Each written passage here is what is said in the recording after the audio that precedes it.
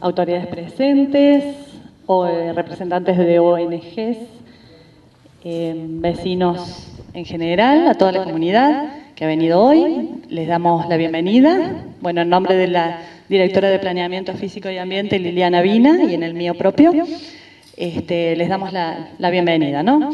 El motivo es seguir trabajando en estas jornadas de encuentro y reflexión sobre el Código Ambiental para la ciudad de una manera participativa, o sea, la elaboración de normas por parte de la comunidad que esté interesada en sumarse en ese proceso de construcción. Recordemos que el Código Ambiental está previsto en la Carta Orgánica y continuando con este miramiento que tiene esta gestión de gobierno de efectivizar esos derechos y garantías que están en la Carta Orgánica y que hasta el momento no tenían recepción y efectividad, bueno, estamos planteando de una manera participada la elaboración de las normas de ese futuro Código Ambiental. En esa línea lo hemos invitado al licenciado Juan Manuel Velasco, a quien ahora voy a presentar. Él es licenciado en Ciencias de la Educación, ha sido diputado de la Ciudad de Buenos Aires en el periodo 2003-2007, autor de las leyes de basura cero, de ruido, de educación ambiental y de residuos peligrosos, entre otras normas de fondo en materia ambiental en la Ciudad de Buenos Aires. Ha sido ministro de Ambiente de la Ciudad de Buenos Aires en el año 2007, es docente del posgrado en Control Ambiental del Instituto Superior de Control de la Gestión Pública, presidente de la Fundación Ecologista Verde, recientemente ha sido panelista en la Cumbre de Río +20, y como legislador y ministro promovió la redacción del Código Ambiental de la Ciudad de Buenos Aires a través de un proceso participativo. En consecuencia, viene a nuestra ciudad a compartir esa experiencia y bueno, a contarnos un poquito cómo lo han trabajado en aquella ciudad. Bienvenido, Juan Manuel. Gracias. Muchas gracias, Marcela, gracias por la invitación. También agradecerle la invitación a Liliana. La verdad que es un placer poder estar aquí.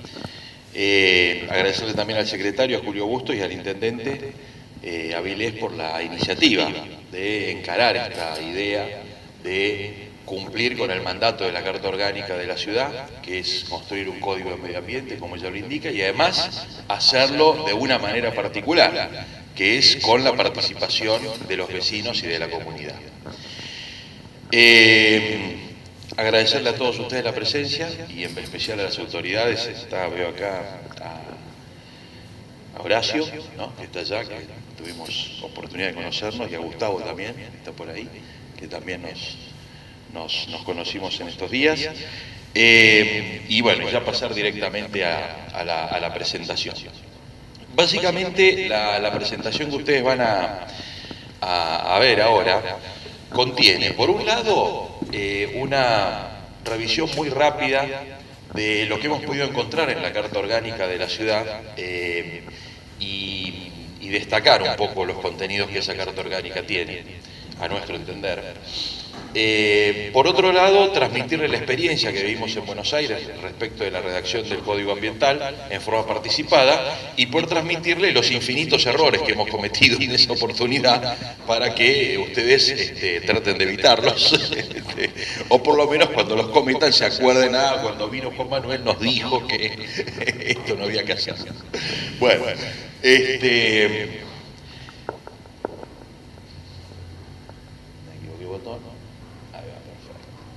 la verdad que cuando vi la Carta Orgánica de la ciudad me llevé una gran sorpresa, porque la Carta Orgánica tiene un contenido ambiental realmente importante, muy fuerte.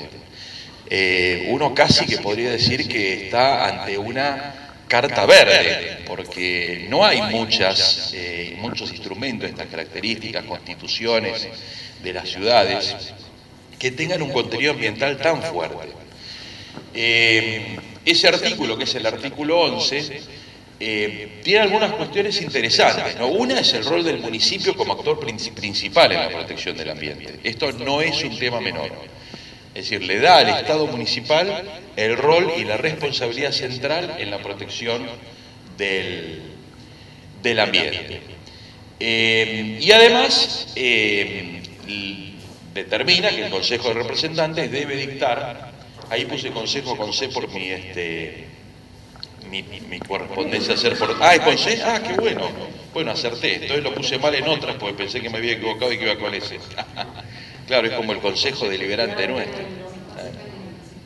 Perfecto, claro.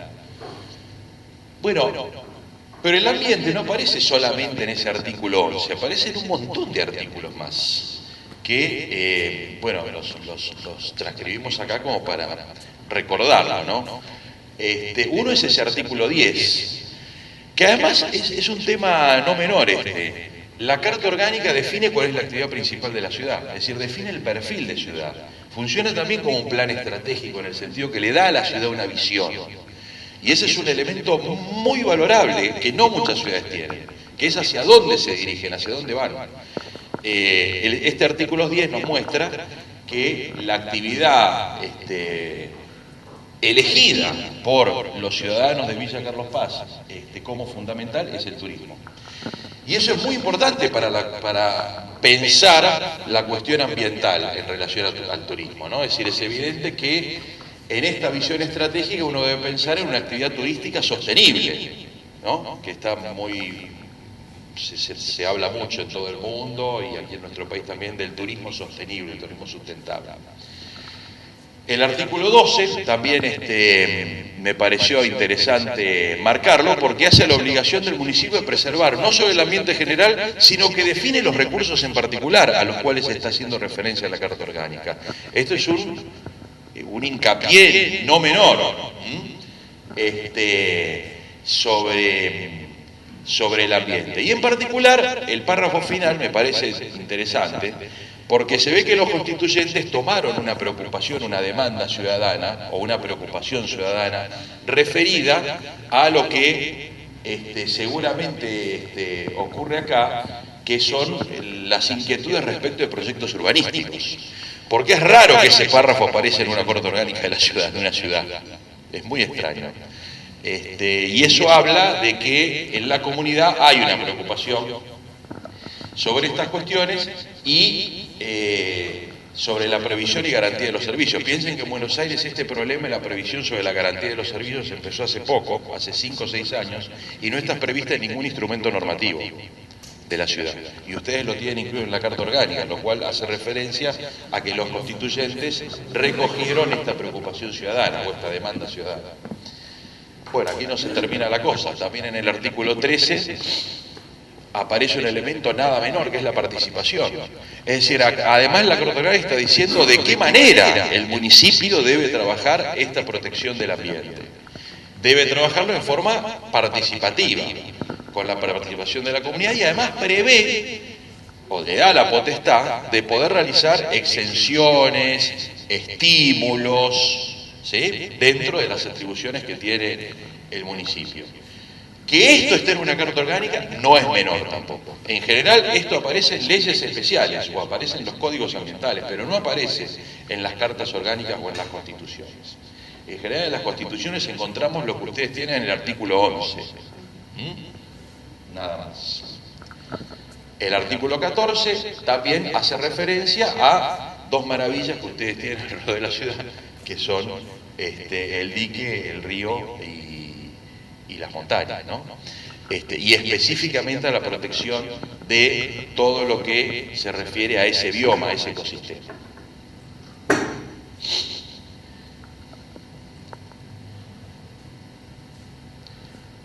Y una cuestión que me llamó realmente la atención es que el artículo 28 define que es una obligación también de los habitantes del municipio la protección del ambiente. Es decir, no solo es una responsabilidad del Estado municipal, sino que también habla de una obligación de los habitantes, como si hubiera habido una voluntad de los constituyentes ¿los constituyentes le llamaron acá? Sí, perfecto. Bueno, de los constituyentes de fortalecer esta demanda, el ejercicio de este derecho, con un ejercicio o con un ejercicio complementario entre el Estado y la comunidad. Esta es la visión que aparece, o por lo menos que a mí me pareció ver en esta carta constituyente, de las cuales he visto muchas y me llamó mucho la atención. Pero además aparece un componente que no es menor, que es la idea del desarrollo. La idea del desarrollo en la Carta Orgánica aparece como desarrollo urbano ambiental, no aparece como desarrollo a secas. Y esto está en línea con todas las corrientes de desarrollo que vinieron después del planteo de desarrollo sostenible de Naciones Unidas en Río 92, ya antes con la Carta de Nuestro Futuro Común en el 87, pero que hablan de integrar al desarrollo la variable de protección del ambiente, de hacer un elemento integrado. Eso está en el artículo 77 a través de distintos incisos, el 1, el 2,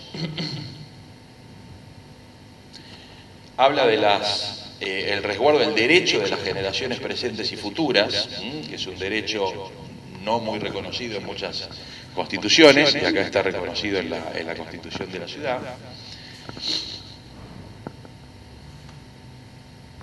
El inciso 3, que también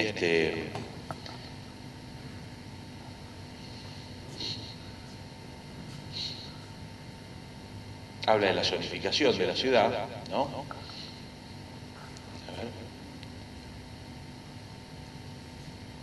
Y el 4, ¿no? Que es la de regulación del uso del suelo, es decir, aparece la cuestión del uso del suelo como una cuestión ambiental también. En general, en la mayoría de las ciudades, la cuestión del uso del suelo está despegado del tema ambiental. Por ejemplo, en la Ciudad de Buenos Aires, nosotros tenemos 3 códigos, mejor dicho, tenemos 2, uno todavía no lo tenemos. Pero la Constitución define la necesidad de tener 3 códigos. Un código de planeamiento, que es el que define el uso del suelo, un código de edificación, que es lo que dice cómo deben ser o cómo pueden ser las edificaciones y las construcciones según el uso del suelo que se define en el Código de Planeamiento, y un código ambiental. No por casualidad, todavía el Código Ambiental no lo tenemos, ¿no? Entonces, la regulación, pero en general aparece despegado, y acá, en esta carta, está integrado, se habla de desarrollo urbano ambiental, no se habla de desarrollo urbano solamente, ¿sí? Y me parece también un elemento a destacar. En el artículo 77 también hay otros 2 incisos que hablan del tema ambiental. Si yo mal no recuerdo, ese artículo 77 tiene 10 incisos. De los 10 incisos hay 6 en los cuales está mencionada la cuestión ambiental. Y eso habla de cómo los constituyentes pensaron que debía estar imbricada la cuestión de desarrollo y de crecimiento de la ciudad con la cuestión ambiental. Y eso es un antecedente no menor, hasta en la cuestión de tránsito aparece la cuestión ambiental, que hoy ya es una cosa bastante común, pero hasta hace 4 o 5 años el tránsito era algo despegado de la cuestión ambiental, poco tenía que ver con la cuestión ambiental, y lo único que había era el control de los gases que emitían los automóviles en los colectivos, pero no pensar el tránsito como una función de movilidad dentro de la ciudad, y de que esa movilidad estuviera relacionada con cómo cuidamos nuestro ambiente.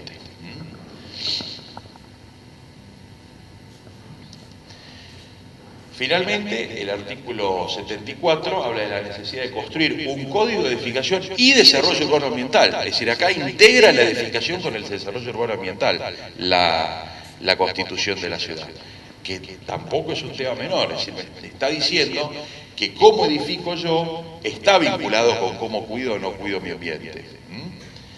Y la creación del Consejo de Planificación Urbano Ambiental. Este raconto lo hicimos brevemente para destacar esta característica que tiene esta carta, que es una carta con un contenido ambiental muy fuerte, y me parece muy interesante que la gestión actual pretenda que esa carta no sea simplemente una declaración de los constituyentes, sino que también se convierta en elementos concretos de gestión y de política pública en la ciudad. Con lo cual vemos que en la carta aparecen 2 códigos, ¿sí? El Código de Edificación y Desarrollo Urbano Ambiental y el Código del Medio Ambiente, que son 2 códigos diferenciados, e incluso la carta, por cómo está escrita y cómo está preparada, diferencia claramente qué tiene que regular uno del otro. Y eso es una gran ventaja, les aviso, porque uno de los principales problemas que tuvimos nosotros es qué iba en el Código Ambiental y qué no iba. Y esa fue la primera discusión que tuvimos que tener en forma participativa, que fue la más difícil y la más ardua, porque había que ponerse de acuerdo en qué era lo que íbamos a hacer. Acá ustedes no tienen tanto ese problema. ¿Por qué? A mí en mi modesto entender, digamos, porque la Carta define clarito que el Código de Medio Ambiente debe regular las materias que están en esos artículos. Por ahí se me escapó alguno más, pero básicamente los que están ahí, ¿sí? Que los vimos recién. Mientras que el Código de Edificación y Desarrollo Gubernamental regula lo que está en esos artículos. Y está claramente diferenciado. Entonces, esto ya es un elemento muy importante para poder encarar la tarea. Saber de qué estamos hablando y de qué vamos a hablar. Entonces, básicamente, de lo que vamos a hablar en el Código Ambiental en Villa Carlos Paz, el Código de Medio Ambiente lo dice la Carta, o Código Ambiental, es del uso del recurso, de los recursos y de la prevención de la contaminación de esos recursos, fundamentalmente. Y ese es el tema, digamos, ¿no? Sobre el cual tiene que versar el Código Ambiental, traducido a lenguaje jurídico, normativo o legislativo. ¿Qué es un Código Ambiental? Bueno, ahí tenemos una definición, que fue la definición con la cual nosotros trabajamos la construcción del Código Ambiental. Estamos hablando de una sistematización de normas, con regulaciones sobre distintos temas. Hay algunos temas que están mencionados allí que no son atribuciones del municipio, por lo tanto, no. Por ejemplo, la evaluación de impacto ambiental, entiendo que acá en la provincia, es atribución del gobierno provincial y no del gobierno municipal. En ese caso, este Código Ambiental no debería incluir la evaluación de impacto ambiental por no tratarse de un aspecto de su competencia. Pero sí muchos otros que están mencionados allí y otros que puedan agregarse, pero siempre haciendo referencia a lo que es la prevención de la contaminación. ¿Sí? Que es lo que define la Carta, que el Código de Medio Ambiente debe tratar ese tipo de cuestiones. Bien. ¿Qué es un proceso de elaboración participada? ¿A qué estamos haciendo referencia cuando hablamos de un proceso de elaboración participada? Esa es la definición que nosotros utilizamos, ¿sí? Para proceso de elaboración participada. Y fíjense que hay algunas palabritas que, por ejemplo, la transparencia del proceso. Cuando uno hace un proceso de elaboración participada, una de las cosas que busca es la transparencia, es decir, que se haga a la luz del día.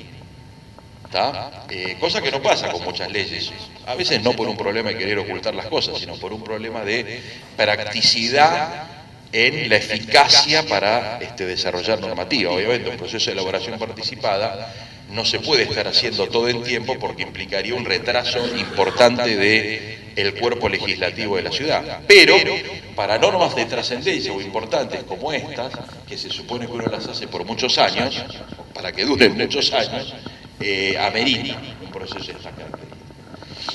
Donde además se busca recabar opiniones y propuestas de la comunidad. ¿Sí? Y además se busca consenso.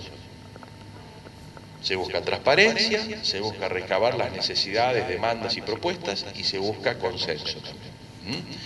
Siempre el mayor posible, ¿no? Siempre sabemos que muchas veces no se puede lograr consenso en todo, pero el mayor consenso posible. Lo cual permite después un tratamiento legislativo mucho más ordenado y por ahí focalizado a aquellos aspectos que despiertan el mayor conflicto dentro de la comunidad.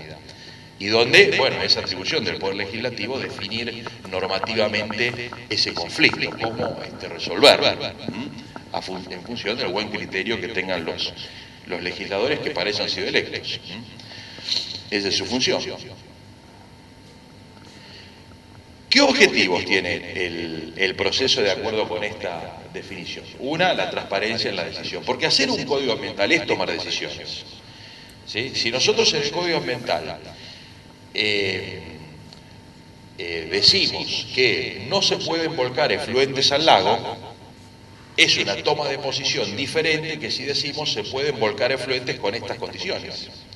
Y eso es una toma de decisión. Darle transparencia a ese proceso de toma de decisión es que la comunidad sepa por qué se adopta esa decisión.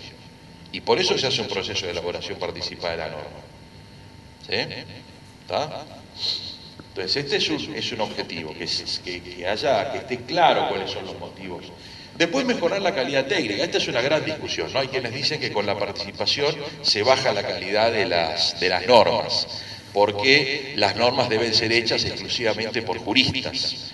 Bueno, hay toda una otra opinión, entre las cuales nosotros participamos, que es que cuanta más gente participe, la calidad de las normas es mayor. Y eso, la verdad que la experiencia que tenemos nosotros es que es así. Ahí cuando me presentaba Marcela, yo fui autor de la ley Basura Cero en Buenos Aires, que es la ley que rige la gestión integral de residuos sólidos en la ciudad, que estuvimos discutiéndola durante todo un año con un proceso participativo. Y la verdad, yo fui el autor de la ley, la hice, la senté en la computadora con mis asesores, qué sé yo, pero lo que quedó al final, te diría que cambiamos el 70% de las cosas que habíamos escrito originalmente. Y la verdad que esos cambios le dieron mucha más riqueza, mucha más eficacia y mucha más claridad a la norma que nosotros habíamos escrito. Entonces, por eso realmente convocar a la participación realmente eleva la calidad. Después, promover el debate público. Si estamos hablando de una norma que va a proteger un derecho, lo primero que debemos lograr es que quienes son protegidos se enteren que están protegidos, porque si no, no pueden defenderse, no pueden usar los elementos que hay para poder defender ese derecho. Entonces, promover el debate público sobre el derecho al ambiente, sobre el derecho a la calidad de vida, también es un objetivo que busca este proceso y que es esencial para que después tenga eficacia la norma.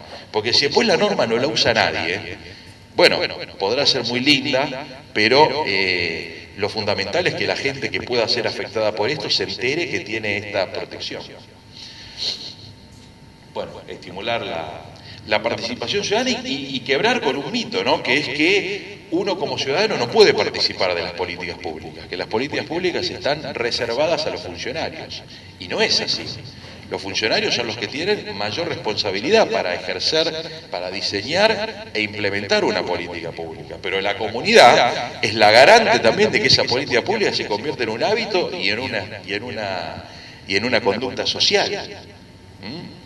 Ejemplo, si, no sé, yo tengo una norma que dice que tengo que sacar la basura de 7 a 9, ¿no? Bueno, pero ¿por qué es esa norma? Bueno, esa norma es porque si la saco a las 5 de la tarde o si la saco a las 3 de la mañana, puede venir un perro, puede venir un pájaro, rompe la bolsa, genera más suciedad. Eso afecta la calidad de vida de todos que esté más sucia la ciudad. Ahora, si eso no se hace carne en todos los vecinos, y cuando yo veo a mi vecino que saca la basura a las 5 de la tarde, como vecino, no voy y le digo, che, sacala más tarde.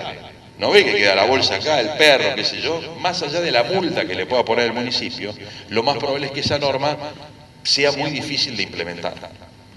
Porque no podemos tener un inspector por cada casa para poder controlarla. Entonces tiene que haber un control social que acompañe el ejercicio de la norma.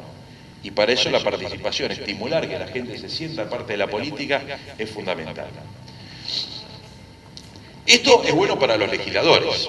Porque a lo largo de todo este proceso de participación se va viendo quiénes son los que tienen las distintas posiciones sobre algunos temas, especialmente sobre los más conflictivos. Y eso es un elemento importante para quien toma la decisión al momento de decidir, entender a quién está beneficiando y a quién no. ¿Sí? O con quiénes están de acuerdo con una cosa y quiénes no. ¿Sí? Y no se actúa sobre supuestos, que pasa muchas veces en la política pública. Si yo hago esto, seguramente este va a saltar y va a protestar. Bueno, acá los que tienen que saltar y protestar protestan todos. Entonces, no lo supongo, lo sé. Protestaron durante el proceso de elaboración de la norma, o no, o adhirieron, ¿no? Pero, digamos, me da certeza sobre cómo juegan los actores sociales respecto de la norma que estamos creando. Y generan un consenso. Esto siempre lo comento. Cuando uno cuando uno hace o define una política por ahí, que para uno es bárbara, es genial, ¿no? Uno es brillante, entonces obviamente no pueden salir cosas menos que brillantes. Y las presenta a la sociedad, lo que se da cuenta es que primero no eran tan brillantes.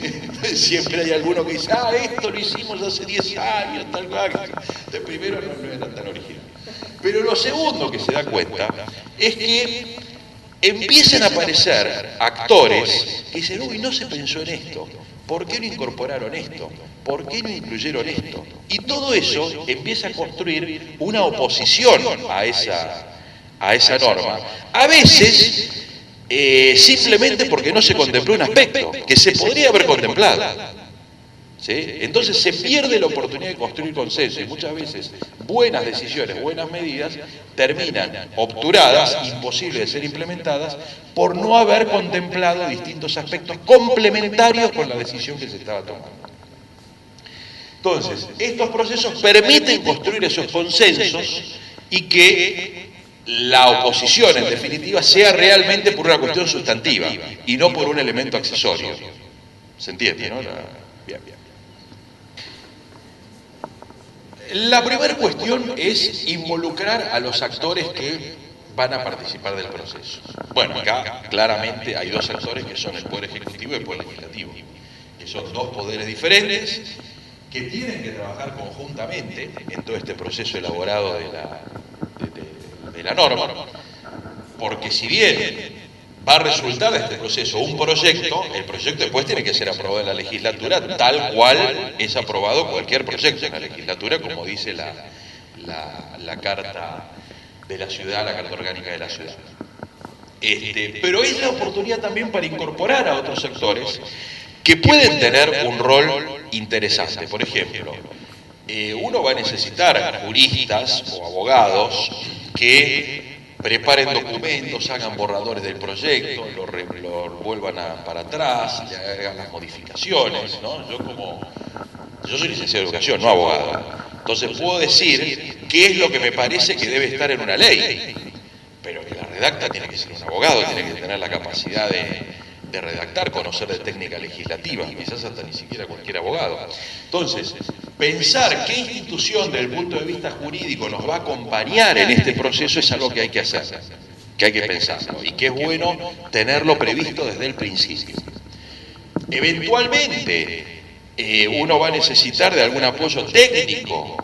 Por ejemplo, si hablamos del cuerpo de agua del dique y del río, seguramente en algún momento se necesitará la participación de algún biólogo, de algún técnico que pueda decir, bueno, no, miren, la capacidad máxima que aguanta el dique de efluentes industriales es tal, ¿sí? Y ya ahora tenemos una cantidad tal, por lo tanto no se puede permitir, o sí se puede permitir, no sé, bueno, y eso son opiniones técnicas que es importante tenerlas en cuenta, porque muchas veces los vecinos participamos de nuestro sentido común, pero no siempre nuestro sentido común es el más adecuado para legislar sobre una materia tan específica como es la materia ambiental. Entonces el sentido común es importante, pero debe ser enriquecido y complementado con el aporte técnico. Entonces, bueno, al principio hay que pensar eso, cuál va a ser el entramado institucional que va a participar. Nosotros en Buenos Aires hicimos un convenio con una ONG que se llama Fundación Ambiente y Recursos Naturales, que es la ONG argentina más reconocida en temas jurídicos, y con mucha actividad en Buenos Aires además, y con la Universidad de Buenos Aires, para que en el momento que se precisara pudiera aportar técnicos o especialistas en las discusiones. Bueno, la segunda cuestión es con esas instituciones armar un equipo técnico jurídico que va a ser el que fundamentalmente va a trabajar. Es decir, tiene que haber alguien del legislativo, alguien del ejecutivo y el actor jurídico que se convoque también tendrá que... Porque ese va a ser el equipo técnico jurídico, va a trabajar a lo largo de todo el proceso y va a ser el ida y vuelta de los borradores, etcétera, que bueno, que ahora les voy a comentar. La primera discusión, digamos, ¿de dónde arrancamos? ¿Sí? ¿De dónde arrancamos? Entonces, La primera tarea de ese equipo técnico jurídico es elaborar un documento que, digamos, tampoco eso es que requiere una gran ciencia, digamos, ¿no? Pero bueno, alguien lo tiene que hacer. Entonces, hay que hacer. Digamos, ¿por qué ese es el código ambiental? Algunas de estas cosas que estuvimos hablando, esto que yo les comenté de la carta orgánica, eso tiene que haber un equipo que lo ponga sobre papel y diga, bueno, estamos haciendo esto por esto, por esto, por esto. Explicar cómo va a ser el proceso y tomarse el trabajito de ver qué es lo que está vigente en materia ambiental hoy. Una cosa que nos pasa mucho es que nuestros legisladores van sacando leyes que a veces modifican otras leyes, que a veces complementan otras leyes, que a veces eliminan otras leyes o que a veces se superponen con otras leyes. Entonces, cuando estamos hablando de armar el Código Ambiental, que es un cuerpo sistematizado de normas, lo primero que tenemos que ver es qué normas tenemos.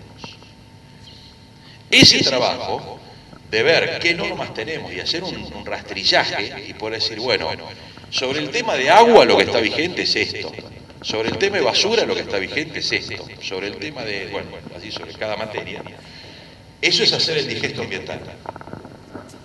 ¿Sí? Para este proceso no hace falta hacer un digesto hiper elaborado, no, pero tiene que estar claro qué es lo que está vigente, porque es la base de la cual partimos. ¿Sí? Porque la primera decisión que tenemos que tomar con el Código Ambiental es si nos quedamos con lo que ya está, o si lo que ya está le hacemos alguna modificación o agregado para construir el Código. Habrá cosas en las cuales nos quedaremos con lo que ya está, y habrá otras cosas donde no. Modificaremos, agregaremos en la propuesta final que quedará de código.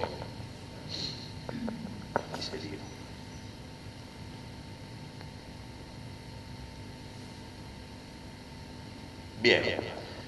Una vez que tenemos este material armado, se hace el lanzamiento público del proceso. ¿Por qué lo ponemos ahí? Porque si la gente no se entera, de participación cero, ¿no?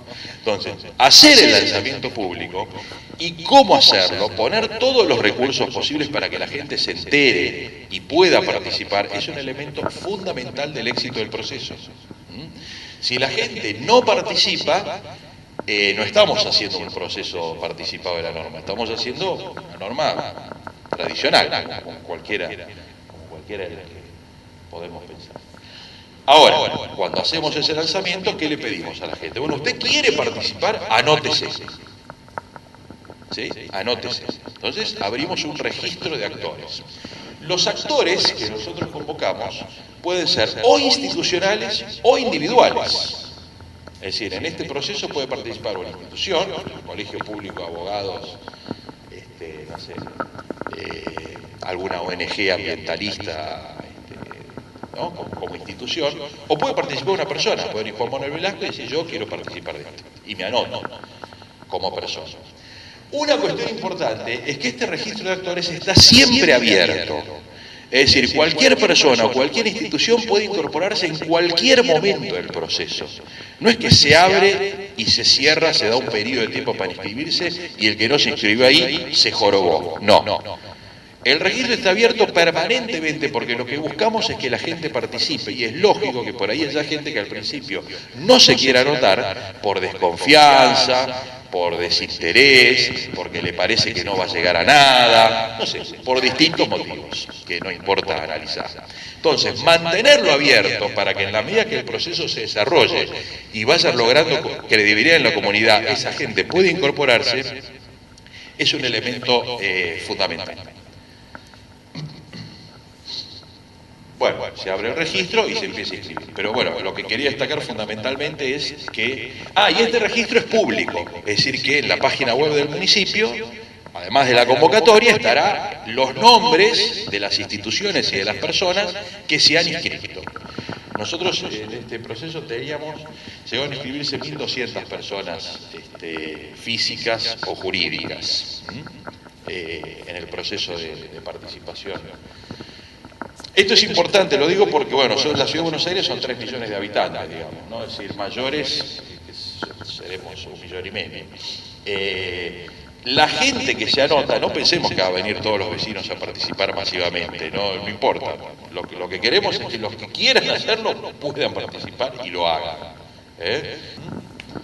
¿Sí? Y así, bueno, todas las distintos indicadores, la población, cómo va evolucionando la población, cómo se va organizando esa población, dónde se instala, ¿sí? ¿Tienen servicios locales? No los tienen. ¿Tienen servicios de agua potable? No los tienen. ¿Cómo se movilizan? El auto, la gente utiliza mucho el auto, no usa la bicicleta, no la usa, qué sé yo, digamos, es decir, todos elementos que hacen a la vida de la ciudad y que tienen que ver con pensar la ciudad para los próximos 20 o 30 años. Son las tendencias de la ciudad y los indicadores. Y las necesidades que aparecen, que bueno, es el relevamiento. Cuando la gente viene, digamos, eso es lo primero que aparece, ¿no? Digamos, lo primero que aparece es, estás en el escritorio recibiendo a la gente y viene, yo vengo porque la torre aquello, porque la antena eso, porque el río, ¿no? O la basura, qué sé yo. ¿Cuáles son las necesidades, las demandas de la sociedad? Esos talleres, que en principio son talleres indiscriminados, es decir, que no tienen una temática específica, ¿sí? Sino que se los organiza o por región geográfica. Nosotros los organizamos por región geográfica en Buenos Aires, donde los que estaban anotados en esa región geográfica venían y decían lo que les parecía sobre esos puntos que estaban ahí, ¿sí? Daban sus propuestas, bueno, eran discusiones muy abiertas, en muchos casos que parecía que no se llegaba a ningún lado, porque claro, cada uno manifestaba lo que le salía, lo angustiaba, qué sé yo, digamos, ¿no? Lo que claro, una catarsis, exacto, mucho de eso, Pensemos que la gente no está acostumbrada a participar, no sabe participar, no tenemos práctica de participación organizada. Entonces, en cuanto se nos abre un espacio, lo que nos aparece es las ganas de decir todo lo que tenemos adentro y que lo estuvimos guardando con angustia durante tanto tiempo. Con todo eso, se elaboró un segundo documento, que ya implica una organización por capítulos, que también surge de la discusión y de las demandas presentadas. ¿Tá? Por ahí un capítulo que yo no me imaginé al principio, cuando hago todos esos talleres, me aparece. ¿Sí? No sé, por ejemplo, qué sé yo, una cosa que nos apareció a nosotros fueron las antenas de celulares, que no las habíamos previsto. Y vino un montón de gente con el tema de las antenas de celulares. Entonces, bueno, hubo que incluirlo en este documento, el tema de la contaminación por las antenas de celulares.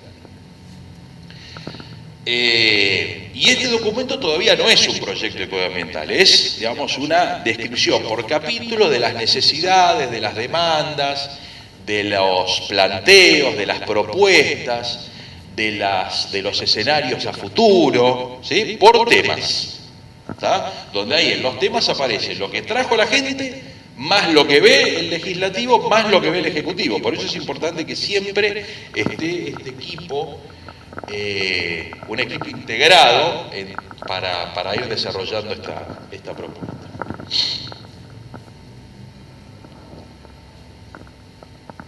Seguimos con la metodología. Después de ese documento se vuelven a hacer talleres, pero ahora ya son por capítulos temáticos. ¿Sí? Entonces se hace un taller con el tema basura, se hace un taller con el tema aire, se hace un taller con el tema contaminación visual, digamos, los temas que hayan surgido. Ya ahora son más específicos los talleres. Hasta acá fue que llegamos nosotros. Entonces, ahí ya empieza a participar la gente interesada en ese tema. Por ahí ya no es que todo el mundo participa junto. Entonces se focaliza la discusión, se orienta mucho más el debate, se apunta más a, en este tema, qué es lo que queremos y no queremos permitir, cómo lo vamos o no lo vamos a sancionar, qué es lo que queremos o no queremos legislar. ¿Sí? Ya por tema, con mucha más precisión en el debate. Todo eso nos da la posibilidad de, bueno, hacer una nueva presentación pública, que ¿por qué es importante? Porque esta presentación pública le vamos a informar a la comunidad, que es la que mayormente no participó, pero que también es parte, de cuáles fueron las conclusiones de todo este proceso. Hasta ahora no tenemos un proyecto de código. Hasta ahora tenemos un relevamiento de las necesidades, propuestas que vamos a después traducirlas jurídicamente para incluirlas en el código. Pero se le está avisando a la comunidad cuál es el rumbo que está tomando esa norma.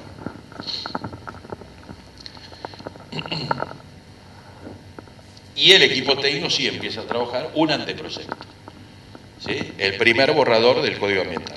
Con todo ese material empieza a trabajar el anteproyecto de código. Ese anteproyecto de código después es sometido a un proceso donde las personas pueden presentar observaciones escritas, ¿sí? Entonces se pone el anteproyecto de código en la página web del municipio y se hace una convocatoria a la gente y bueno, mire, el anteproyecto de código está colgado en la página web. Si usted tiene ganas, tiempo y demás, mire, léalo. Obviamente los que más observaciones van a presentar son los que participaron del proceso, ¿sí?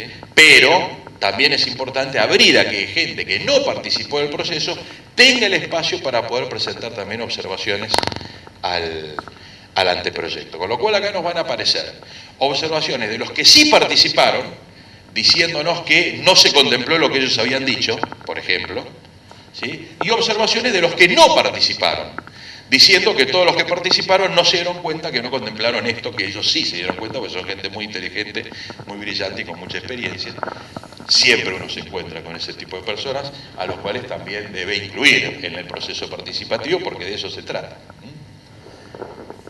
Y después de las observaciones escritas, también una convocatoria, una audiencia pública, que no es una audiencia pública como las que seguramente, digamos, vinculante, como es en un proceso legislativo.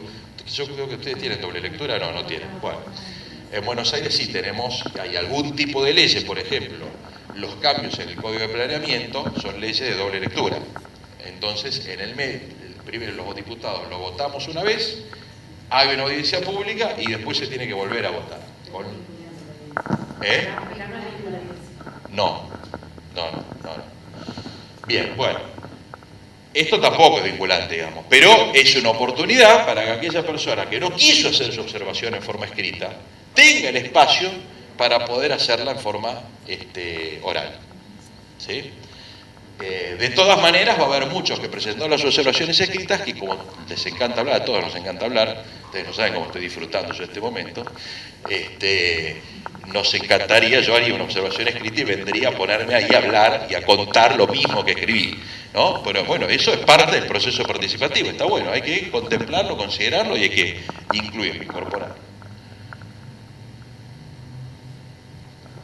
Cada una de las observaciones escritas recibidas en el proceso y orales recibidas en la audiencia deben tener de parte de ese equipo jurídico que se formó un dictamen. ¿Qué es un dictamen? Es una respuesta.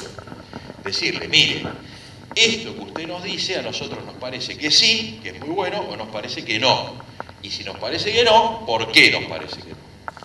Y esto es una decisión del equipo jurídico, porque esto no deja de ser una decisión de política pública, donde los principales responsables de la decisión son el Poder Ejecutivo y el Poder Legislativo de la ciudad.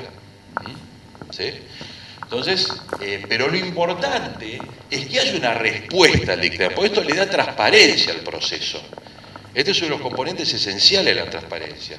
Yo, como Poder Ejecutivo de la ciudad, tengo la responsabilidad y la atribución de decidir. No puedo poner en una misma norma, se prohíbe el vuelco de fluentes y se permite el vuelco de fluentes. Tengo que decidir. Ahora, el derecho de las personas es saber por qué decidí eso. ¿Cuáles fueron mis argumentos y mis razones para decidir eso? Después, bueno, algunos estarán de acuerdo o no, pero bueno, pero esa es la responsabilidad de quien está al frente del desarrollo de una política. Y ahora sí se elabora el proyecto definitivo para este proceso, ¿no? Es decir, ya habiendo recibido todas las observaciones escritas, habiendo recibido todas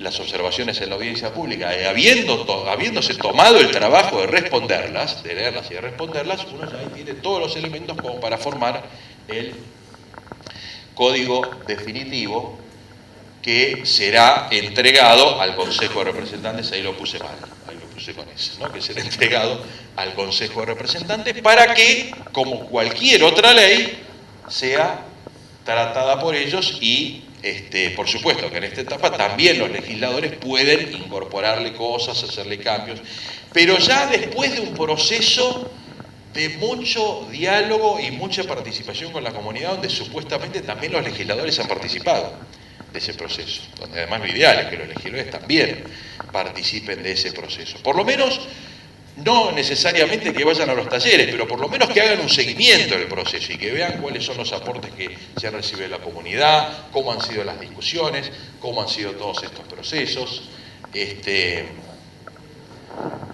Con lo cual se llega a una norma al tratamiento del Consejo de Representantes con un alto nivel de consenso, muy trabajada por la comunidad, con mucha participación.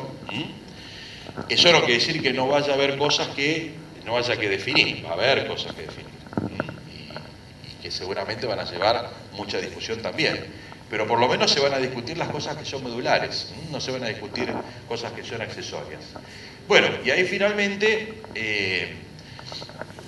preparamos un diagrama de flujo. Esto tiene como 4 partes el proceso, un proceso de preparación, que empieza con los convenios, como ustedes recordarán. El colorado es que la responsabilidad fundamental de llevar adelante eso es del Ejecutivo, que es el que motoriza todo este proceso. La conformación del equipo técnico, la elaboración del primer documento de base. En azul está lo que es una tarea del equipo técnico. Ya no es una tarea del Ejecutivo, esta es una tarea del equipo técnico. En ese equipo técnico hay gente del Ejecutivo, hay gente del Legislativo, hay gente de afuera del Estado, digamos, también. Todo esto adaptable, por supuesto. Y el lanzamiento público, que obviamente es básicamente una tarea del Ejecutivo, mejor hacerlo con legisladores, ¿no? Y con el presidente del Consejo, si es posible, y abrir el registro de actores. Con eso terminamos la etapa de preparación y entramos en la etapa de investigación, donde hacemos los primeros talleres de aporte, que eran talleres donde todos los inscriptos o los inscriptos por zona geográfica, o como los quieren organizar, digamos, pero digamos no temático, donde vamos a ir recibiendo a la gente que se ha anotado y que quiere participar para hacer estos talleres de aportes, a partir de los cuales el equipo técnico va a redactar el segundo documento base, que ya tiene incluido todos los aportes recibidos por la comunidad. Hacemos los talleres de análisis por capítulos, donde ahí ya la gente se junta por temática de interés, basura, ruido, aire, agua, bueno. Y se hace el Ejecutivo, junto con el Legislativo preferentemente, hace una presentación pública de las principales conclusiones a las que se arribó después de todo este proceso. Y ahí ya entramos en la redacción en sí del código. El equipo técnico hace la elaboración del anteproyecto, se convoca por los medios de comunicación, digamos, a que la gente haga las observaciones escritas, que lea el anteproyecto del código de la página web y haga sus observaciones, y se convoca una audiencia pública.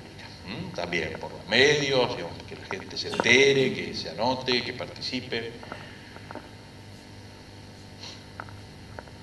Y ya con esos elementos se elabora el proyecto definitivo y pasamos a la etapa de presentación. Se le lleva al Consejo de Representantes, se hace un acto formal de ingreso del proyecto de código en el Consejo de Representantes,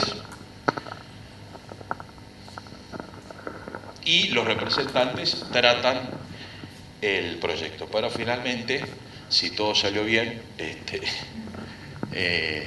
tener aprobado el código y que la ciudad de Carlos Paz pueda contar con un código ambiental tal como prevé la Carta Orgánica Municipal.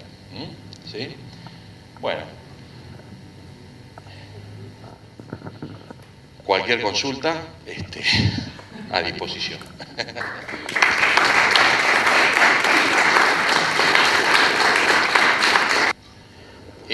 Nosotros llegamos a la etapa de elaboración del anteproyecto. Nosotros cometimos 2 errores acá. Una es tener una amplia expectativa respecto de los cambios de gestión. Digamos, los cambios de gestión son un gran problema en nuestro país todavía. Tenemos una cultura donde en general tendemos a querer ser los fundadores de algo nuevo, digamos, y a refundar todo y qué sé yo. Y bueno, y cuando asumió el gobierno de Macri en la ciudad, le pasó lo mismo. Después, por supuesto, uno va aprendiendo y se va dando cuenta que no todo es así y que no todo lo que hizo el anterior es malo, digamos, ¿no? Y que bueno, hay mucho malo, mucho por corregir, pero también hay cosas buenas para aprender y para incorporar.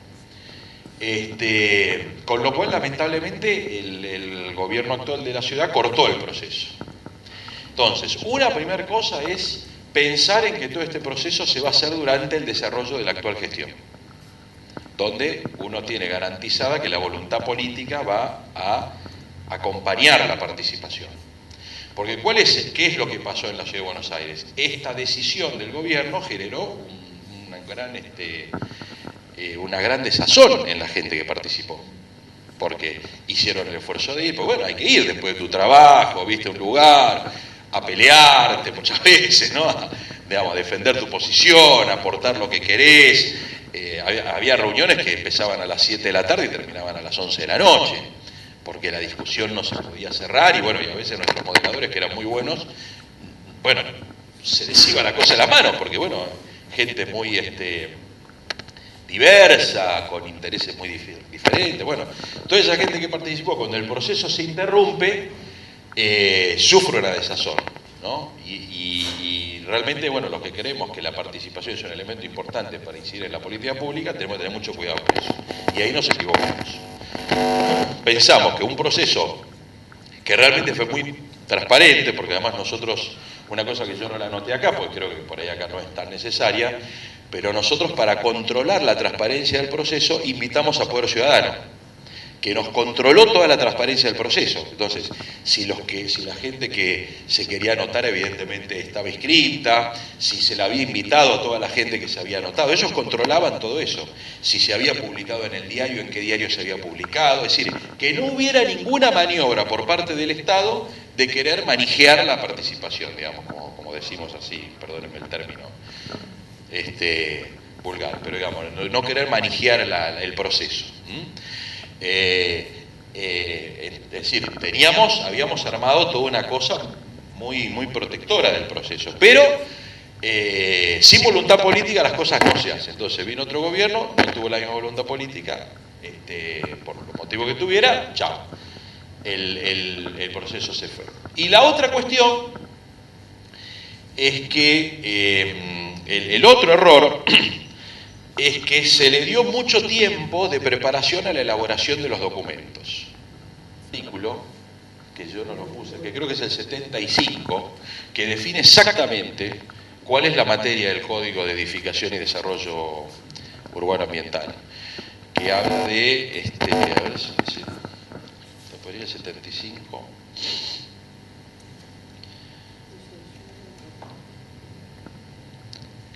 Código de Edificación. La municipalidad regula, el 74 regula a través de su Código de Edificación y Desarrollo Urbano Ambiental los factores de ocupación, alturas y cantidad de unidades de vivienda por lote dentro del ejido de la ciudad de Villa Carlos Paz, no pudiendo aumentarse para ninguna de las zonas edilicias existentes en la ciudad, los vigentes a la fecha de sanción de la presente Carta Orgánica, establecidos por el actual Código y hasta tanto se sancione el nuevo, que sería este Código de Edificación y Desarrollo Urbano Ambiental.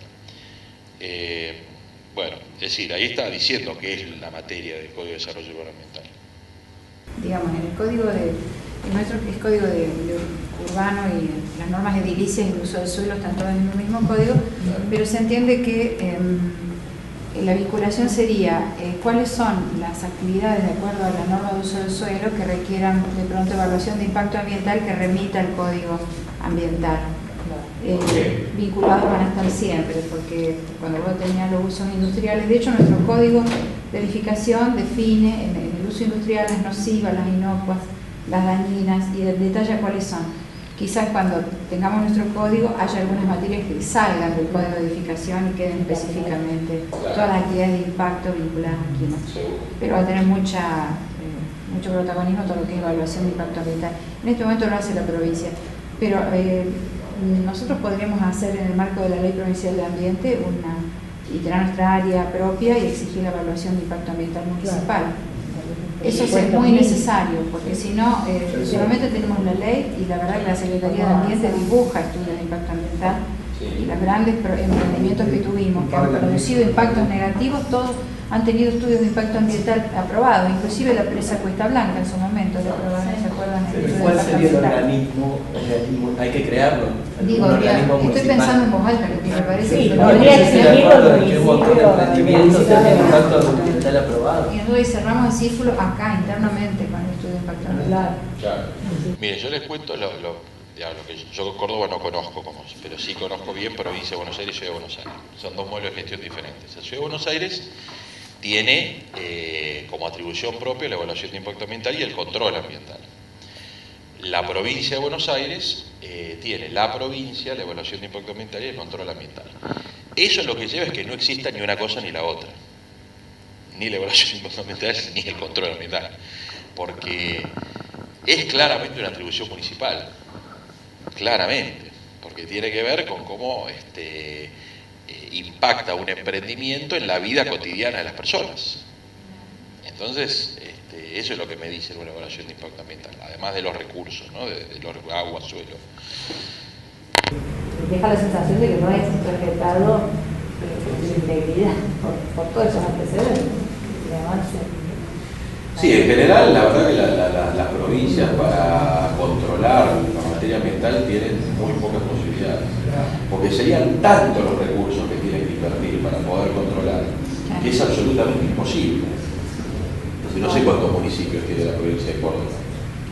Pero 1000, ¿verdad? Sí. 1000, por ahí, 1000 municipios. Y comunas, otro tanto. Claro, bueno, entonces, ¿cómo haces para vos controlar ambientalmente 1000 municipios? ¿Cuántos inspectores tenés que tener? No, pues debería estar delegado. Claro, para como la tantas ciudad, otras cosas. tener 10 inspectores, 15 inspectores, no es un gasto con 15 personas más o menos. Bueno, la subdirección de recursos hídricos a principios de este año me decía que eran 2 o 3 personas para controlar, o sea, imposible, vivían viajando de un lado a otro. O sea, no hay infraestructura de control. Claro. A propósito. Claro, cuando llegaban ya les avisaban que iban a llegar y ya viste Más o menos. cortaban el caño de burro de los efluentes, digamos. Exacto. Ya, nos lo hacían a nosotros, que teníamos un cuerpo de 150 inspectores y tardábamos 10 minutos en llegar a la empresa. Imagínate acá, que el tipo tiene que tomarse el micro en Córdoba y tarda 6 horas en llegar a una ciudad. Claro. Esto es muy parecido en algunas partes a lo que decían los participantes de lo que se hizo con la COTVN. Sí, para la el ley de equipo, en bosques, realidad, ¿cierto? el equipo de la COPTVN. Y también se hicieron talleres. Era para implementar, digamos, la Ley Nacional de Bosques. De bosques, claro. Sí, hizo se un llevó un proceso proyecto participativo, digamos, y hubo, sí, representantes del ecosistema argentino, representantes de las universidades privadas públicas, el INTA, bueno, varios organismos. Era el equipo técnico, digamos. Y después hicieron los talleres regionales. Después eso abrieron a... Claro, es un proceso más o menos de lo que hablamos el otro día, del ordenamiento participativo, eso, ¿verdad? Un proceso parecido, digamos, de construcción con un equipo técnico que plantea las cuestiones técnicas para salvar esto, zanjear rápido discusiones que técnicamente así no hay mucha vuelta que darle, pero de la particularidad del ciudadano que vive en el lugar le puede agregar un montón de condimentos que el técnico también escapa, digamos. Es como un ida y vuelta eso. Y bueno, era esto también, la producción de talleres regionales en cada localidad para aportar a esa construcción. Incluso la Federación Agraria, el Movimiento Campesino, la producción. Llegó a la legislatura el proyecto de ley, pero bueno, luego los legisladores se dieron vuelta y aprobaron otra cosa. Bueno, también es importante tener sin cambiar el gobierno. Así que tampoco garantía que no hay mal elegido el aliado, lo mismo que vos decías que había que hablar bien con el ejecutivo. No. Acá los que aprueban estas cosas son los legisladores. Entonces, tenemos que tener seguridad. este proceso nosotros lo empezamos. Pero los legisladores en la ley de bosque estaban. Pablo estuvo en su último momento. Claro, por eso digo, hay que elegir bien el aliado, digo, que Claro, y represente. cuando fue levantar la mano, levantó la inversa. Pero es importante que los concejales participen en alguna instancia. Es verdad que no van a estar en los talleres, pero sí tienen que seguirlo. Los asesores, los concejales, entonces los que pueden comentar que está algún colaborador de ellos. Es muy importante, muy importante. Además yo le digo, yo como fui diputado, uno cuando llega ahí se cree que ya es de bronce. Es así, es un proceso que nos pasa a los humanos, que nos queremos. Entonces, cuando no te convocan para hacer algo, ¿viste? Se generan unos celos y una cantidad de malentendidos, confusiones, enfrentamientos estériles, oposiciones inútiles, que te traban todo el proceso. Entonces es muy importante que sean parte desde el primer momento, que de entrada empiecen a plantear cuáles son sus objeciones, en qué no están de acuerdo, que lo digan, que sean parte también del proceso, que sean parte. Y bueno, suerte con el proceso, ¿eh? La verdad que ojalá sea muy exitoso. Muchas gracias. No, gracias.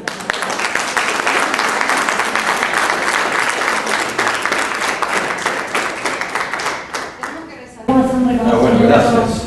Buenísimo. Qué lindo. Bueno, Infinitamente. gracias. Gracias, muy amable. Gracias, Liliana. Gracias a vos. Muchas gracias. Bueno, un placer, ¿eh? Gracias.